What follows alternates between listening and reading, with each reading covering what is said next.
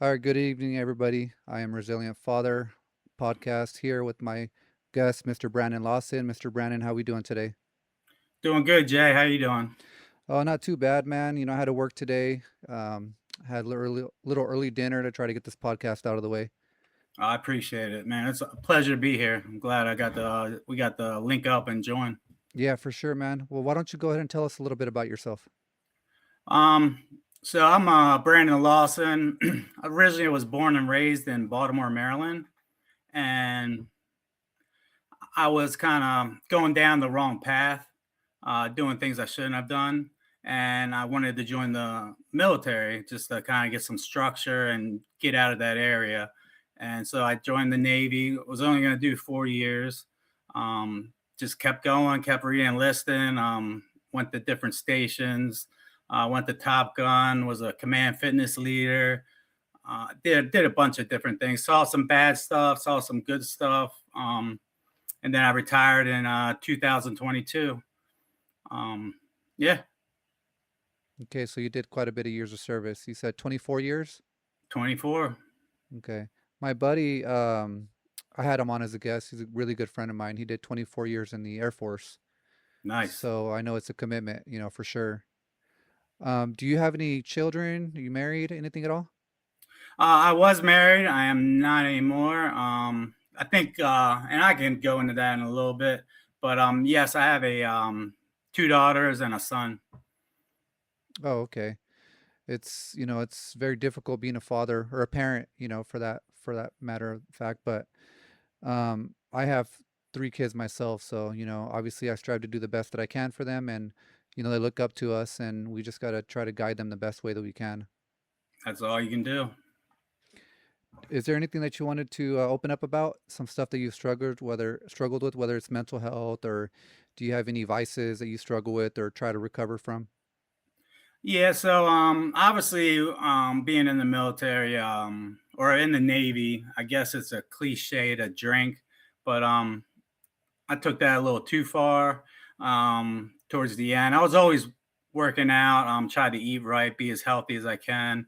But when I got out of the military, I call it my dark times, but I really had a lot of issues going on, depression, anxiety, PTSD, a lot of different PTSD episodes. But I was really self medicating and drinking every day. I wanted to stay in my house, not go out and see anybody. And I crawled and fought my way back. And as I was doing that, there are a lot of different things out there for veterans that'll help you. They're just in different locations. You have to go through and search them. And as I was going through my, I guess, recovery phase, um, I wrote down everything I found, the different apps, the different breathing techniques, the different institutions, places you could go visit. There's just tons of resources out there, but it's not like all in one location. But once I got out, I am now a year and or no, about 2 years. I have not had a drink of alcohol. Um, Mentally really strong, go out all the time. Um, I work out. My keys that I found is you have to have a healthy body, put the proper nutritions in your body, keep your brain fog and everything straight. Get plenty of sleep. I mean, I remember I was sleeping maybe 2 3 hours a night, and it was really just crushing me, and I couldn't tell one day from the other. But now I'm getting like 6 or 7 hours of sleep. That's not even enough, but that's a Yeah. way better than where I was. Um, and then just getting your mental back on getting my thoughts and everything back to being positive. I remember a quote that really stuck with me and kind of I took it, heard it, and used it. It said that you don't have to feel good to go outside. You need to go outside to feel good. You need to get that sunshine. You need to get that human interaction. So a lot of people, when I was sitting in bed, I didn't want to get up and had the lights off and just wanted to stay in bed all day. I finally started being like, no, I'm going to get up. I'm going to go for a walk. I'm going to go see my buddy who's been calling me. I've been making excuses. Um, and I started going out and seeing things. And that, that was one of the things that really helped me come back to where I am today. Okay, well that's good. I'm glad that you have different perspective in life. You've obviously improved, from where you started to where you're at now. I know in talking with you and you're talking about the resources for like the veterans and stuff, you had mentioned to me a website that you started. Did you want to talk about that a little bit? Yeah, I actually Noble Physique. It's noblephysique.com. And what it is I it's a lot of people compare it to personal trainer, online personal trainer, but that's not what it is. It's just a transformation for veterans. It's strictly well, it's not strictly for veterans, but it's made around veterans and for veterans. I remember someone else telling me that you are most qualified to coach the person you used to be. So I went through the dark times and went through from getting out of the military, losing your purpose, losing a lot of your friends, not really knowing where to go. Being in the military for 24 years, they take care of everything for you, and they just want you to be able to complete the mission. And so getting out, I kind of related to getting out of high school again and trying to figure life out. Like you're starting all over, and you get lost, and you get lost in the wind, and you're like, man, I was so important a couple months ago. Now I'm just Brandon Lawson sitting here. I don't even know what I want to do for money or anything like that. Like, where's my purpose? Where's my feeling? And so I started a program, and I've been working on this for about a year and a half to help veterans not go through what I went through. And it starts with a 12-week program, and everything, all the free and discounted resources I found that are out there for veterans, because there are a lot. I wrote them all down, actually put them in a book before this, and then I put it into the program and broke it up into 12 weeks. And each separate weeks, you'll get different like they have sleep apps that help you sleep and meditate. Different books to journal and write about what's going on. Actually, when you first start the program, Thrive Marketplace gives veterans a year free membership. So that's Okay. like one of the first things I give them. So when I start with their meal planning and grocery list, they have a cheap place to start getting food delivered directly to their house. But yeah, so it's called Noble Physique. I call it the Fit for Life program, and it's there for not just fitness, not just nutrition, but the biggest thing I think is mindset. Putting all three of those together, and mindset being how much sleep you get, PTSD, anxiety. I am a certified life coach. I'm not a therapist. I can't diagnose anything. I can't treat anything. But I'm here kind of, I was there. I know what you're feeling. There's no judgment. And I'm here to help you get out of the slump, so to say, so to speak, and use these different methods and techniques that I use. And it's everything's custom made. So when you come to me for a program, nothing's written out. So from your workouts to your nutrition, because I don't believe in diets, I believe in eating that way for the rest of your life. And if you're eating this way, way far away from it, I'm going to take small things each week and make little changes. So by the end of the 12 weeks, you're like, I can't even believe I used to eat like that. But if Right. you're eating relatively heavy, I can make stronger changes Right. right off the back, and then we can start nitpicking little things. But with that, and then like exercising, if your workouts aren't really you're not staying motivated, we'll Right. switch them up, change them, keep them fun, keep them interested. Hmm. As long as you're getting that heart rate up, getting that blood going, it's going to be good. And then we focus on the certain problems that you feel like you're dealing with in life. Um, and then I talk about how what helped me and kind of like an outside picture looking in. It's always good when you're with a partner or with your family, you guys are kind of living life together. But to have someone look from the outside, you usually can find an answer quicker because you're not in the heat of the moment, so to speak. So, but yeah, it's Right. fit for life and it's out there for veterans, and it's helped a lot of people so far. And I'm just trying to get the word out. So I really don't want any more veterans to suffer the way I did and what I went through. I want to be able to avoid that transitioning from active duty to your civilian life. Yeah, for sure. It's good to have that kind of transition. I've never been in the military, but I have coworkers or friends that have been in the military, and they all have a different experience, so I can't speak for them, but they've shared some stories, and so obviously I can understand where you're trying to go with that. So I'm happy that you're kind of trying to take that, proactive approach to trying to give people a chance to basically like, not go to such a dark place, especially where it's kind of hard to crawl back from, especially if you don't have a good support system. Do you have a good support system right now?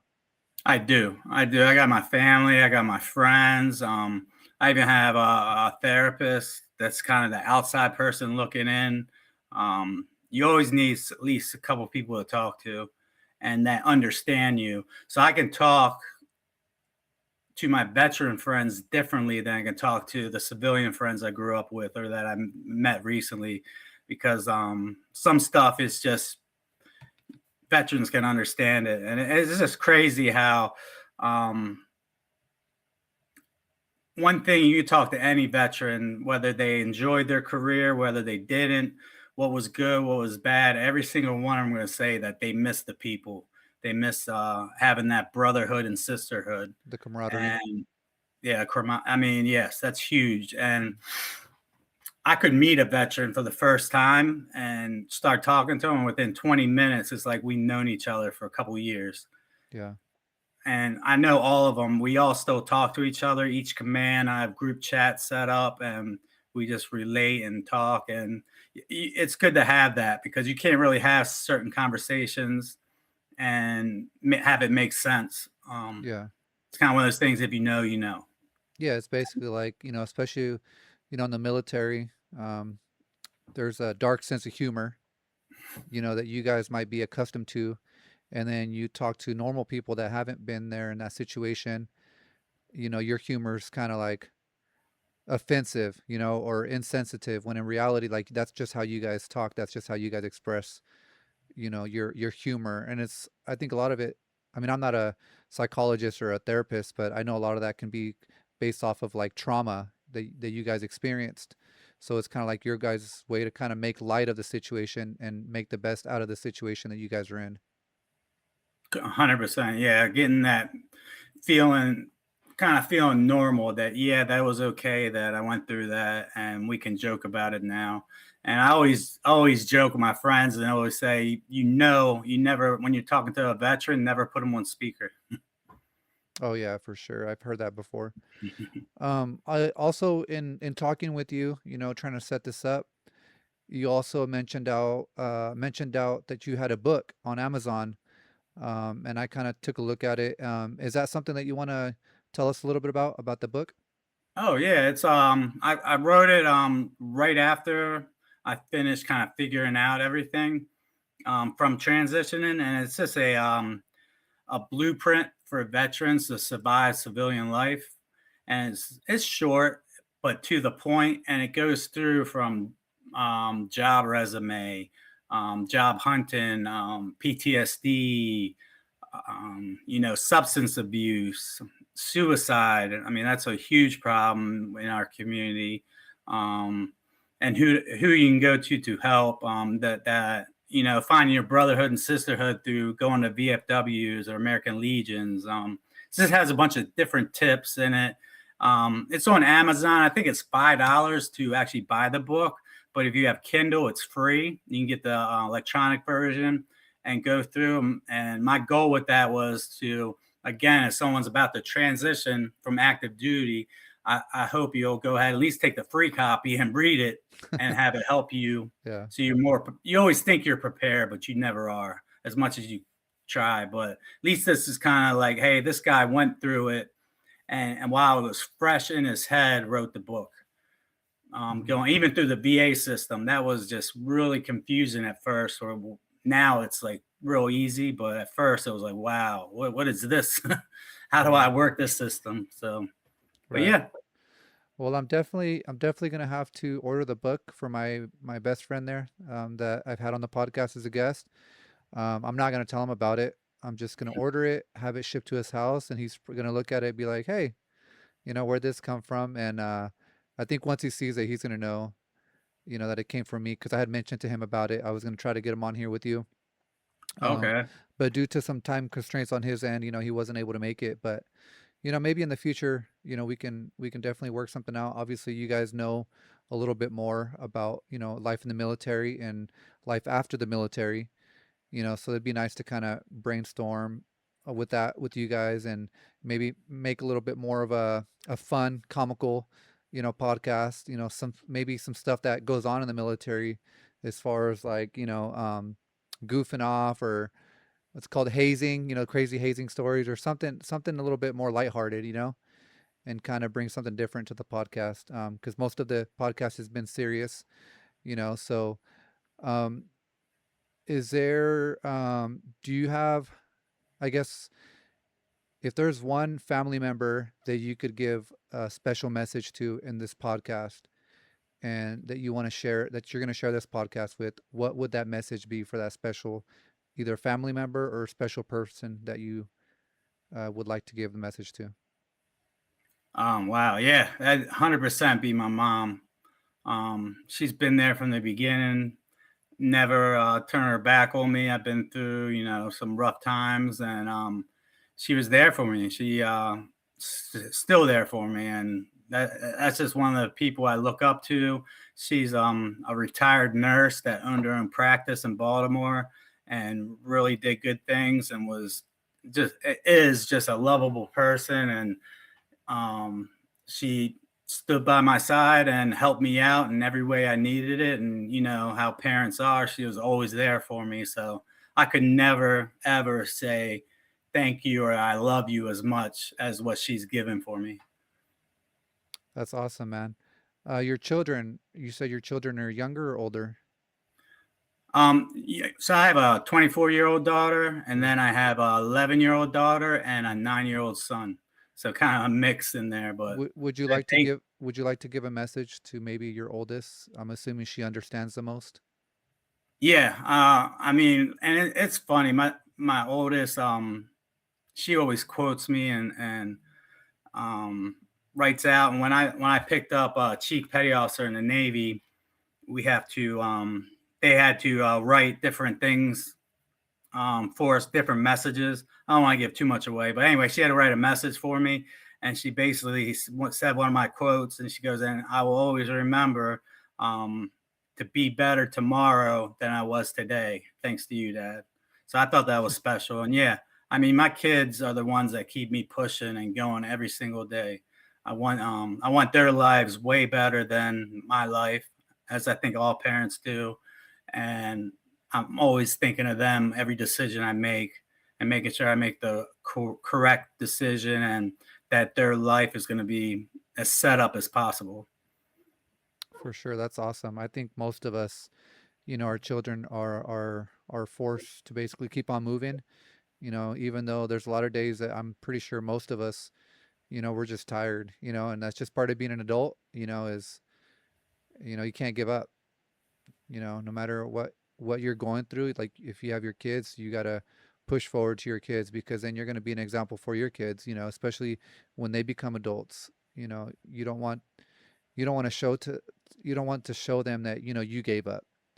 So it's important that you keep on going, and that way when they get into, hopefully they don't have to, but for whatever reason, if they get into similar experiences like that they don't give up themselves.